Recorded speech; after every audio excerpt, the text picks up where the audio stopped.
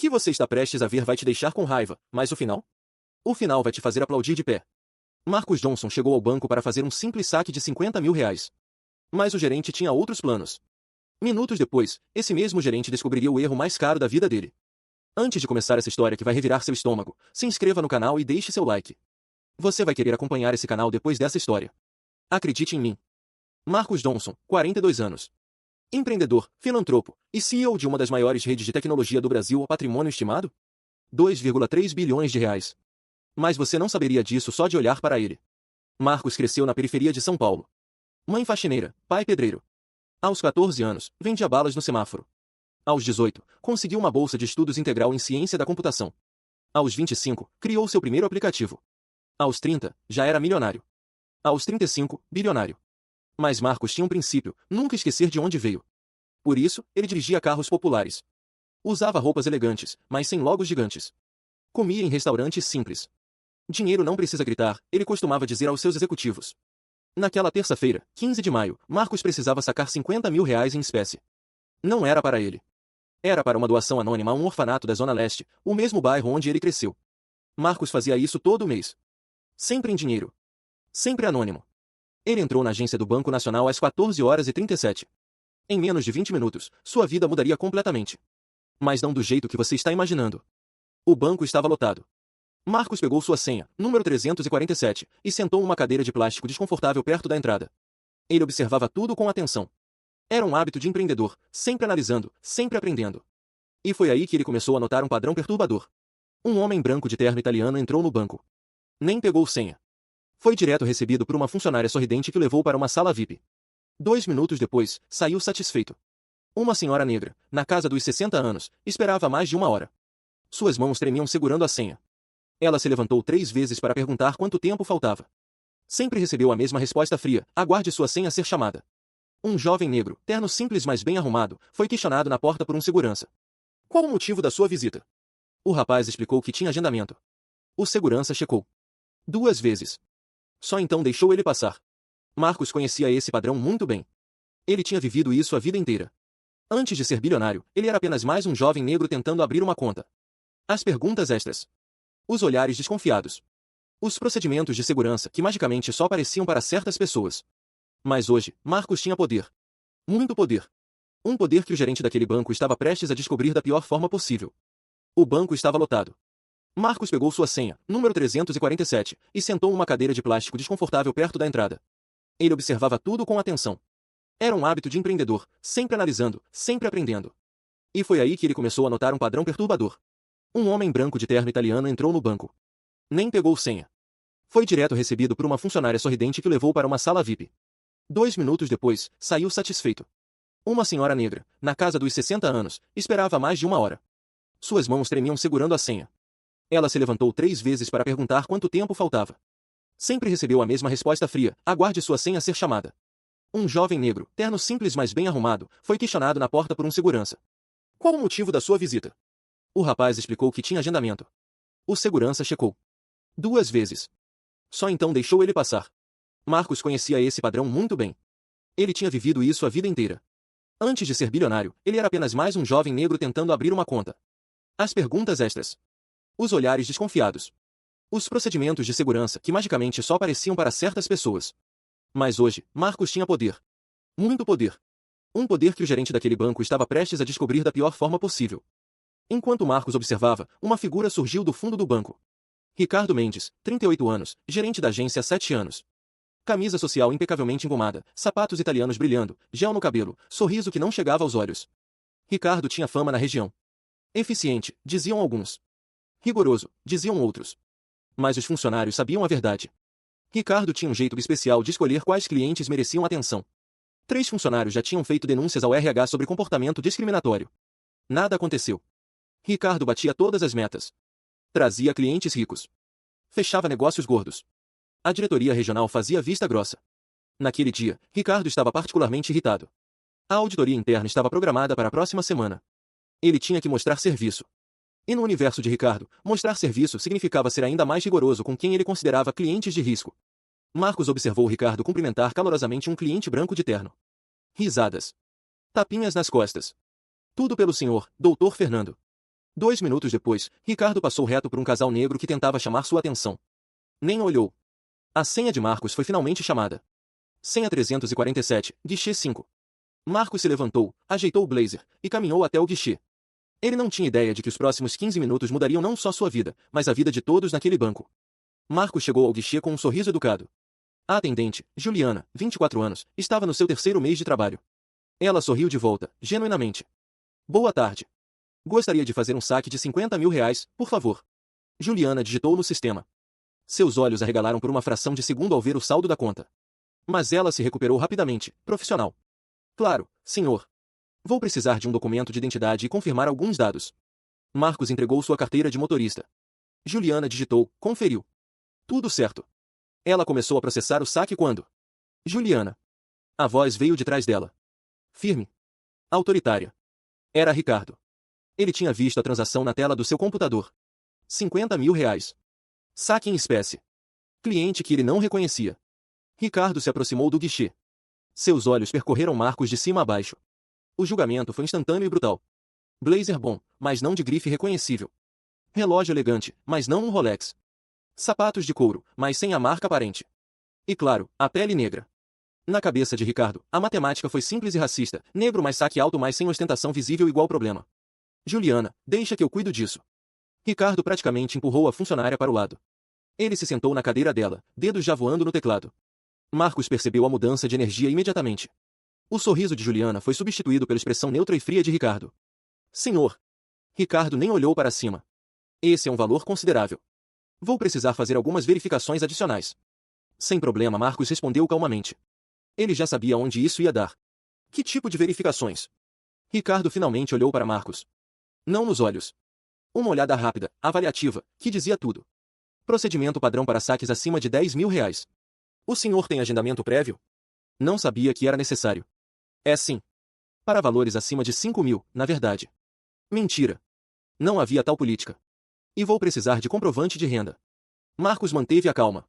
A conta tem saldo suficiente. Qual a necessidade do comprovante? Procedimento de segurança, senhor. Prevenção à lavagem de dinheiro. Tenho certeza que o senhor entende. O que Ricardo não sabia era que Marcos tinha implementado, em suas próprias empresas, os programas de compliance mais rigorosos do setor. Ele conhecia cada letra da lei de lavagem de dinheiro. E sabia exatamente o que Ricardo estava fazendo. Mas Marcos decidiu jogar o jogo. Por enquanto. Está bem. Posso fornecer os comprovantes. Marcos tirou seu celular e começou a mostrar documentos digitais. Declaração de imposto de renda. Contra-cheques da empresa. Extratos de outras contas. Ricardo nem olhava direito. Apenas balançava a cabeça. Vou precisar das vias físicas. E autenticadas em cartório. Uma senhora na fila de trás comentou com o marido, que absurdo. Nunca vi pedirem isso para sacar do próprio dinheiro. Ricardo ouviu. Não se importou. Além disso, Ricardo continuou, digitando lentamente, propositalmente lento. Vou precisar que o senhor preencha um formulário sobre a origem do dinheiro depositado nessa conta. A origem? Marcos inclinou a cabeça. O dinheiro vem dos meus salários e investimentos. Tudo declarado e tributado. Mesmo assim, é política do banco. Qual política especificamente? Pode me mostrar no manual de procedimentos? Ricardo parou de digitar. Ele não esperava resistência. E definitivamente não esperava que o cliente conhecesse os procedimentos. Senhor, se o senhor está dificultando, posso interpretar isso como comportamento suspeito. A fila inteira estava prestando atenção agora. Juliana, que tinha voltado para outro guichê, observava angustiada. Ela sabia que aquilo estava errado. Mas Ricardo era o gerente. E ela era apenas uma estagiária efetivada há 3 meses. Marcos respirou fundo. Ainda calmo. Ainda controlado. Não estou dificultando nada. Estou apenas tentando sacar dinheiro da minha própria conta. Dinheiro que eu ganhei com meu trabalho, paguei impostos, e tenho todo o direito de acessar. O senhor trabalha com o quê, exatamente? A pergunta saiu com um tom de descrédito que fez várias pessoas na fila se entreolharem desconfortavelmente. Tecnologia. Mais específico, por favor. Desenvolvimento de software e soluções digitais. Ricardo deu uma risadinha sarcástica. Baixa. Mais audível. Entendo. E o senhor ganha quanto fazendo isso? A pergunta foi a gota d'água para várias pessoas na fila. Um senhor de cabelos grisalhos levantou a voz. Que tipo de pergunta é essa? O homem tem dinheiro na conta, que diferença faz? Ricardo virou para o senhor com um olhar gelado. Senhor, por favor, não interfira. Isso é entre eu e meu cliente. Marcos colocou a mão no braço do senhor que tinha o defendido, agradecendo silenciosamente, pedindo calma. Olha, Marcos disse, voltando sua atenção para Ricardo, claramente algum mal-entendido aqui. Posso falar com o gerente geral da agência? A expressão de Ricardo se transformou. Um misto de diversão e arrogância. Eu sou o gerente-geral dessa agência. Ricardo se recostou na cadeira, cruzando os braços. Ele estava gostando daquilo. Do poder. Do controle. O senhor sabe o que eu acho. Ricardo falou alto o suficiente para várias pessoas ouvirem. Acho que esse dinheiro na conta tem alguma irregularidade. Valores assim, aparecendo de repente, sem histórico consistente. É meu dever investigar. Sem histórico consistente? Marcos manteve a voz firme mas educada. Minha conta tem movimentação regular há 8 anos neste banco. Depósitos mensais, investimentos, pagamentos de contas. Tudo rastreável. Ricardo clicou algumas teclas, fingindo analisar. Vejo aqui vários depósitos de valores altos. De diferentes fontes. Isso é característica de... Ele não completou a frase. Mas a insinuação estava lá, pairando no ar como veneno. Marcos sentiu a raiva subir. Mas ele tinha aprendido, ao longo de décadas como homem negro no Brasil, que perder a calma era exatamente o que pessoas como Ricardo queriam. Era a desculpa perfeita. De diferentes fontes porque tenho múltiplas empresas e investimentos, Marcos explicou, palavra por palavra. Tudo legal. Tudo declarado. Vou precisar entrar em contato com nosso departamento de compliance. Isso pode levar alguns dias. Talvez semanas. Semanas para sacar meu próprio dinheiro? Procedimento padrão, senhor. Foi quando Ricardo cometeu seu maior erro. Ele pegou o telefone da mesa e ligou para a segurança. Alto-falante ligado. Intencional. Ronaldo? Preciso de você no guichê 5. Temos uma situação aqui. Situação? Marcos perguntou, incrédulo. Que situação? Estou literalmente só tentando fazer um saque. 2 seguranças apareceram em menos de 1 minuto. Ronaldo, 45 anos, ex-policial, e Carla, 32 anos, ex-militar. Ambos confusos sobre o que estava acontecendo. Esse senhor está sendo difícil, Ricardo explicou, escolhendo as palavras cuidadosamente.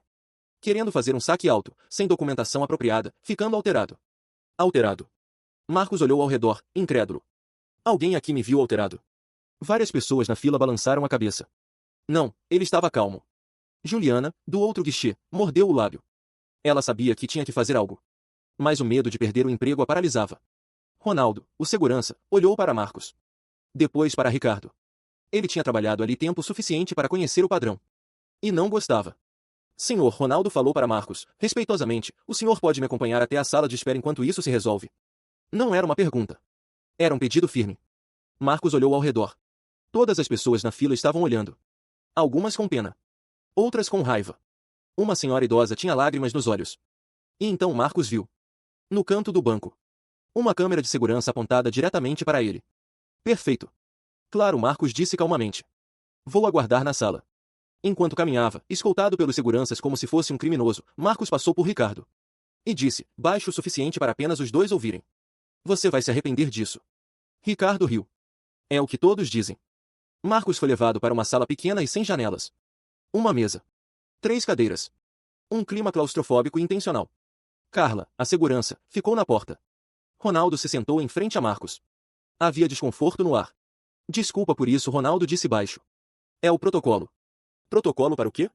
Para um cliente fazer um saque. Ronaldo não respondeu. Ele sabia que aquilo estava errado.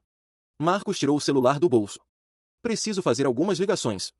Claro. A primeira ligação foi para Beatriz, sua CFO. Bia? Sou eu. Estou numa situação inusitada aqui. Ele explicou rapidamente. Preciso que você pegue todos os nossos contratos com o Banco Nacional. Todos. Das 5 empresas. Quero números exatos de quanto movimentamos com eles por mês. Do outro lado, Beatriz ficou em silêncio por 3 segundos. Marcos, o que fizeram com você? Depois eu explico. Só pega os números. Ah, e me passa o contato do presidente do banco. O Dr. Tavares. Ele estava no evento de tecnologia mês passado, lembra? Lembro. Vou mandar agora. Segunda ligação. Para Rodrigo, seu advogado pessoal. Rod? Preciso que você prepare uma notificação extrajudicial. Discriminação racial em estabelecimento comercial. Danos morais. E quero os vídeos das câmeras de segurança do banco preservados como prova. Ronaldo, ouvindo a ligação, engoliu seco. Terceira ligação.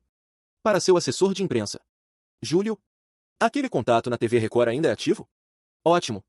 E o repórter investigativo da Globo? Perfeito. Não faz nada ainda. Mas deixa todos de sobreaviso. Pode ter uma história grande hoje. Quarta ligação. A mais importante. Dr. Tavares? É Marcos Johnson. Perdão incomodar em seu celular pessoal. Sim, exatamente, nos conhecemos no Tech Summit. Olha, eu estou numa situação bem delicada aqui na agência do Banco Nacional da Avenida Paulista. Isso, a principal. Não, não é assalto. É algo bem mais sério que isso. Discriminação. Contra mim. Houve uma pausa. Sim, eu sei quem eu sou. E o gerente daqui também está prestes a descobrir. Não, não precisa enviar ninguém agora. Só peço que preserve os vídeos de segurança. Vou precisar deles. Obrigado, doutor. Nos falamos em breve. Marcos desligou e olhou para Ronaldo. Quanto tempo mais vou ficar aqui? Até o gerente Ricardo liberar. Entendi. Marcos cruzou os braços e esperou. Ele tinha aprendido uma coisa sendo CEO: timing é tudo. E o timing perfeito estava chegando.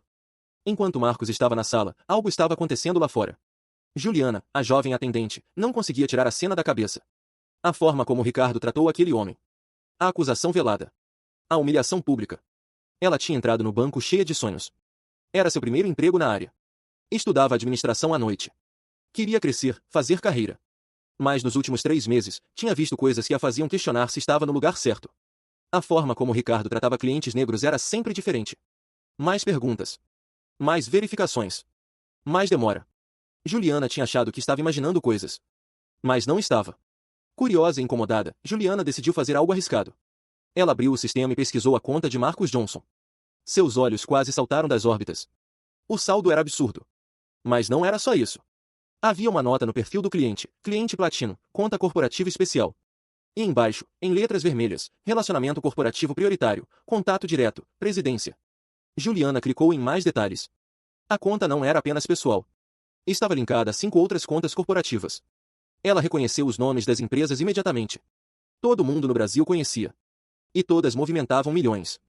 Por mês. Meu Deus! Ela sussurrou. Juliana olhou ao redor. Ricardo estava no balcão, conversando com outro cliente, rindo alto, confiante. Ele não fazia ideia. Ela tinha 2 opções: ficar quieta e manter seu emprego seguro, ou fazer a coisa certa. Juliana respirou fundo e caminhou até Ricardo. Senhor Ricardo? Posso falar com o senhor um minuto? É urgente. Ricardo a dispensou com a mão. Estou ocupado, Juliana. É sobre o cliente da sala de espera. Aquele problema já está resolvido. Compliance vai investigar e... Senhor, Juliana interrompeu, sua voz tremendo mais firme. O senhor verificou o perfil completo dele no sistema? Não preciso. Já vi tudo o que preciso. Com todo respeito, o senhor não viu. Ele tem uma marcação especial. Cliente platino. Relacionamento corporativo direto com a presidência do banco. Ricardo parou. Virou-se lentamente para Juliana. O quê? E as empresas dele, senhor, são aquelas empresas. A Johnson Tech? A J. Marcos Investimentos? Todas são dele. A cor começou a sumir do rosto de Ricardo. Mostra. Eles voltaram para o computador. Ricardo olhou a tela. Leu. Releu.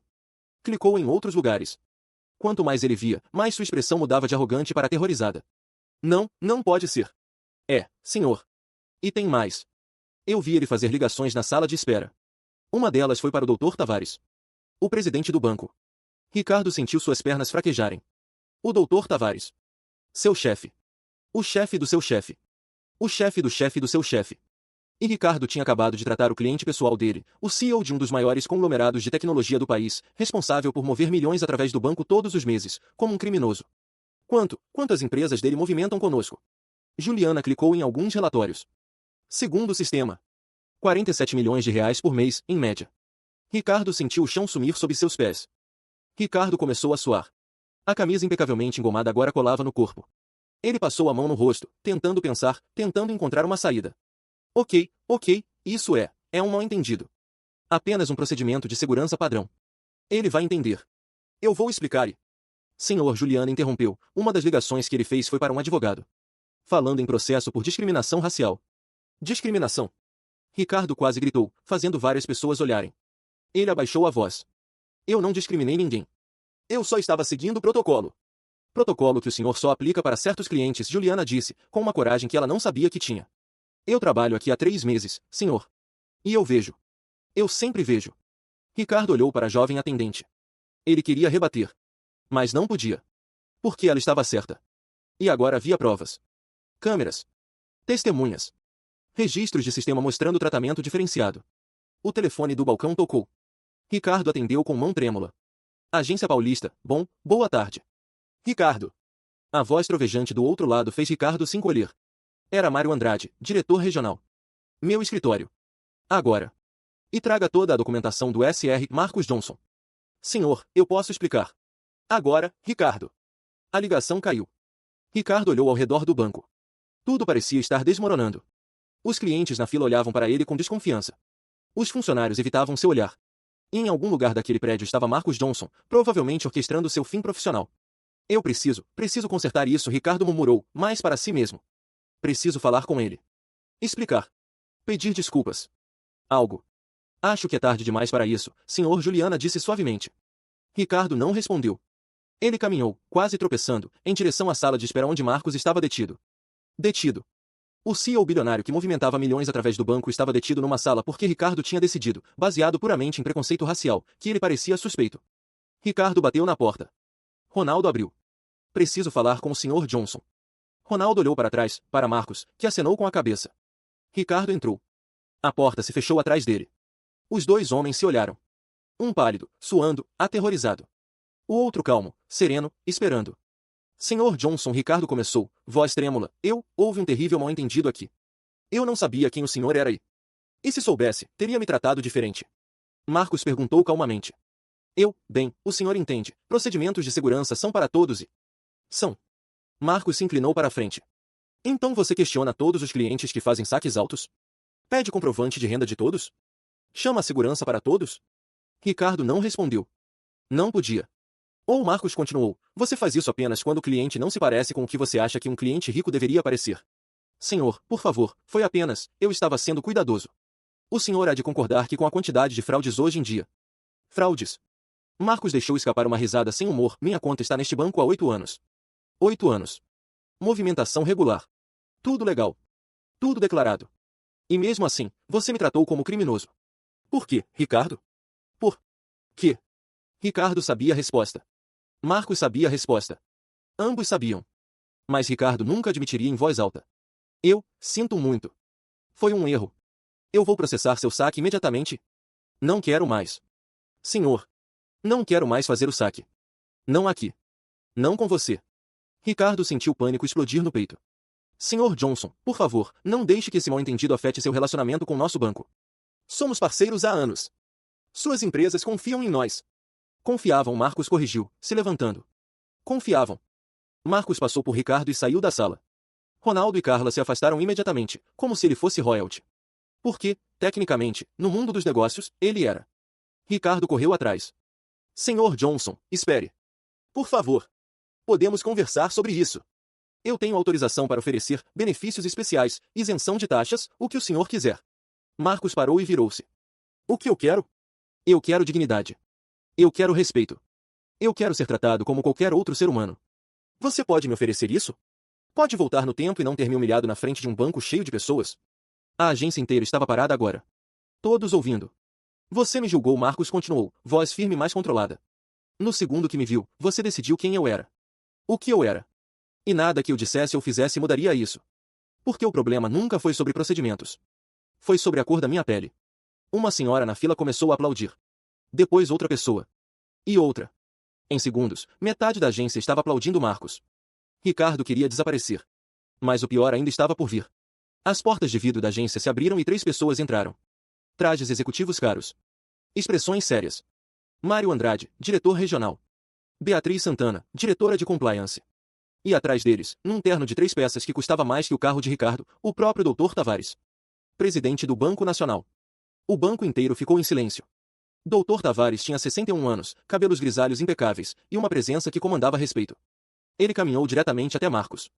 Sr. Johnson, ele estendeu a mão, que Marcus apertou. Em nome do Banco Nacional, eu gostaria de me desculpar profundamente pelo que aconteceu aqui hoje. Isso não representa nossos valores ou nossos padrões de atendimento. Dr. Tavares, Marcus acenou com a cabeça. Agradeço por ter vindo pessoalmente. Quando recebi sua ligação, cancelei 2 reuniões. Isso é inaceitável. Dr. Tavares virou-se para Ricardo, que estava branco como papel, um Sr. Mendes. Minha sala.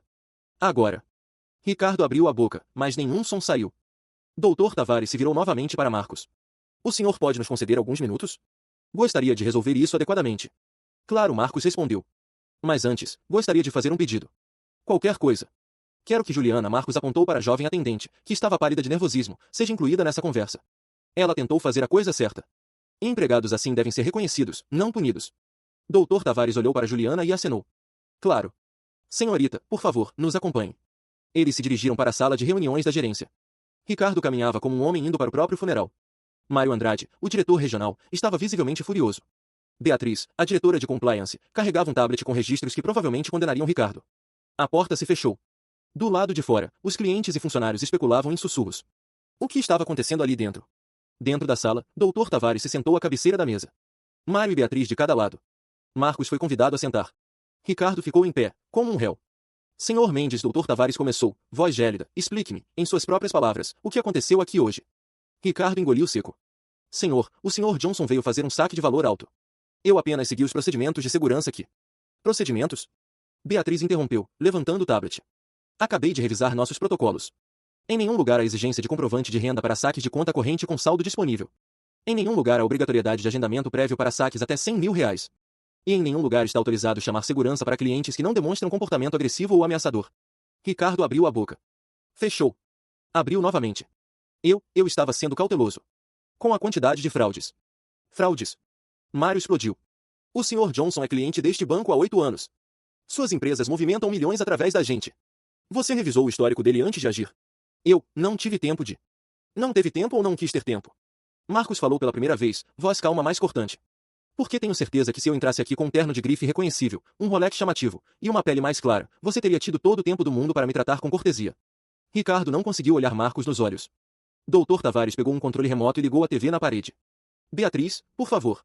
Beatriz conectou o tablet na TV. E então, começou a reproduzir os vídeos das câmeras de segurança. Conte-me esta. Com áudio. Eles assistiram Ricardo cumprimentar efusivamente um cliente branco. Risadas. Atenção. Rapidez. Depois assistiram Ricardo passar reto por um casal negro que tentava falar com ele. Depois assistiram toda a interação com Marcos. A frieza. As perguntas invasivas. A ligação para a segurança.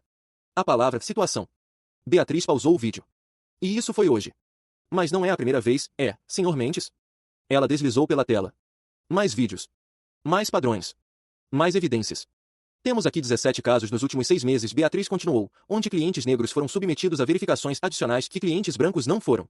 17 casos, Sr. Mendes. Documentados. Em vídeo. Ricardo estava tremendo agora. 3 denúncias formais ao RH, Mário acrescentou, folheando papéis. Todas arquivadas porque você bate suas metas. Por que você traz dinheiro? Bem, adivinha? Você acabou de custar ao banco muito mais dinheiro do que jamais trouxe. Dr. Tavares se levantou, caminhando até a janela que dava vista para a movimentada Avenida Paulista. Sabe, Ricardo, ele disse, ainda de costas, eu construí este banco com base em 3 pilares, excelência, integridade e respeito. Você violou 2 deles hoje. E com o histórico que acabamos de ver, você violou todos os 3 repetidamente. Ele se virou. Marcos, posso chamá-lo assim? Marcos acenou positivamente. Marcos, o senhor tem todo o direito de processar este banco. Danos morais. Discriminação racial. Seria um caso fortíssimo. Teríamos que pagar, e pagaria caro. Mas antes disso acontecer, gostaria de saber, o que o senhor quer? Marcos pensou por um momento. O que eu quero? Justiça. Não só para mim, mas para todas as pessoas que foram tratadas assim e não tinham voz para se defender. Não tinham meu nome, meu dinheiro, meus recursos. Ele olhou para Ricardo. Eu quero que isso nunca mais aconteça. Com ninguém. Dr. Tavares acenou. E vai acontecer. Garanto pessoalmente. Ele se virou para Ricardo. Ricardo Mendes, você está demitido. Por justa causa. Efetivo imediatamente. Ricardo caiu na cadeira. Não, por favor, eu tenho família, tenho contas a pagar. Deveria ter pensado nisso antes, Mário disse friamente. A gente oferece treinamento sobre viés inconsciente, sobre atendimento igualitário, sobre ética. Você ignorou tudo. Pior, você usou sua posição de poder para perpetuar discriminação. Beatriz continuou, além da demissão, sua rescisão não incluirá nenhum benefício opcional. Nenhuma carta de recomendação será fornecida.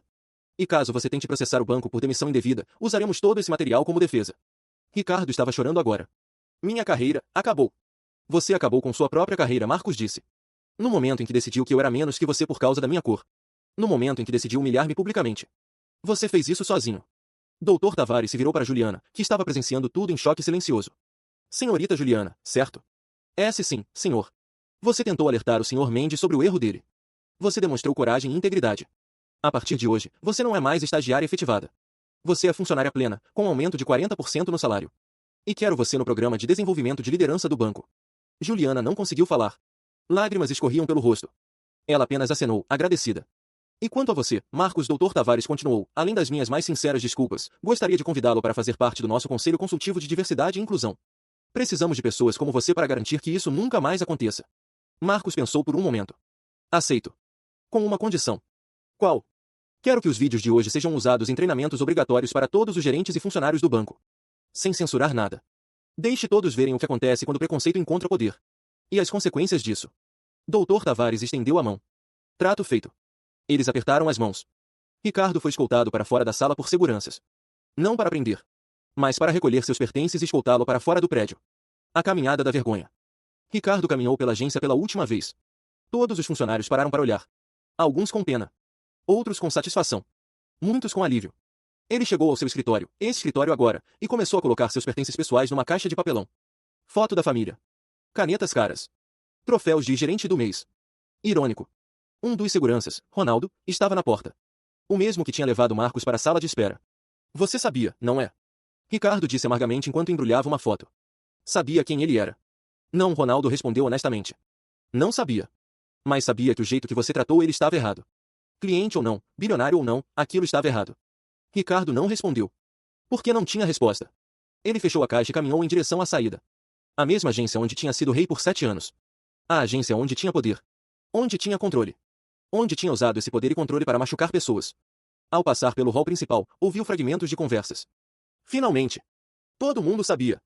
Quantas pessoas ele tratou assim? Chegou à porta. Do outro lado estava a Avenida Paulista. Milhões de pessoas. Uma nova vida. Um futuro incerto. Ele olhou para trás uma última vez. Viu Marcos conversando com o Dr. Tavares, ambos rindo de algo. Viu Juliana sendo cumprimentada por outros funcionários. Viu o banco continuando, funcionando, como se ele nunca tivesse existido. Porque ele era substituível. Todos são. Ricardo saiu. A porta de vidro se fechou atrás dele com um som final. Com Ricardo fora, a tensão no banco diminuiu consideravelmente. Dr. Tavares convidou Marcos para seu escritório particular no último andar do prédio. Era uma sala impressionante. Vista panorâmica de São Paulo. Obras de arte nas paredes. Mas Dr. Tavares não se sentou atrás da mesa imponente. Ele puxou 2 poltronas e sentou numa delas, convidando Marcos para outra. Pode me chamar de Paulo, ele disse, servindo água em 2 copos de cristal. Paulo. Marcos acenou. E você pode me chamar de Marcos. Ficaram em silêncio por um momento. Não era desconfortável. Era o silêncio de 2 homens processando um evento significativo. Sabe, Paulo começou, quando você me ligou, meu primeiro pensamento foi, impossível. Não na minha agência principal. Não com meu treinamento, minhas políticas, meus valores. E então eu vi os vídeos. Ele tomou um gole de água. E percebi que não importa quantas políticas eu escreva, quantos treinamentos eu exija, sempre haverá Ricardos. Pessoas que acham que suas metas os tornam intocáveis. Que confundem eficiência com excelência. Marcos concordou. O problema não é só aqui, Paulo. É sistêmico. Eu tenho 2,3 bilhões em patrimônio e ainda sou tratado como suspeito quando não estou em meu território conhecido. Imagine as pessoas que não têm meus recursos. Meus advogados. Minha voz. É exatamente por isso que preciso de você no conselho consultivo. Não para ser um símbolo. Não para marcar uma caixinha de diversidade. Mas porque você entende, na pele, literalmente, o que essas pessoas passam. Marcos se inclinou para a frente. Vou aceitar. Mas com condições reais. Não quero ser uma cara bonita em reuniões trimestrais. Quero poder real. Quero acesso aos dados de atendimento segregados por raça. Quero autoridade para revisar e modificar políticas. Quero que cada demissão por discriminação passe pelo meu crivo. Paulo não hesitou. Feito. E quero que 30% dos cargos de liderança sejam ocupados por pessoas negras nos próximos 3 anos. Não tokens. Pessoas qualificadas, treinadas, empoderadas.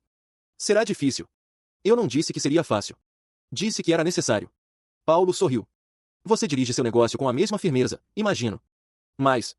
Muito mais. E é por isso que você é bem-sucedido. Paulo estendeu a mão novamente. Parceiros? Parceiros.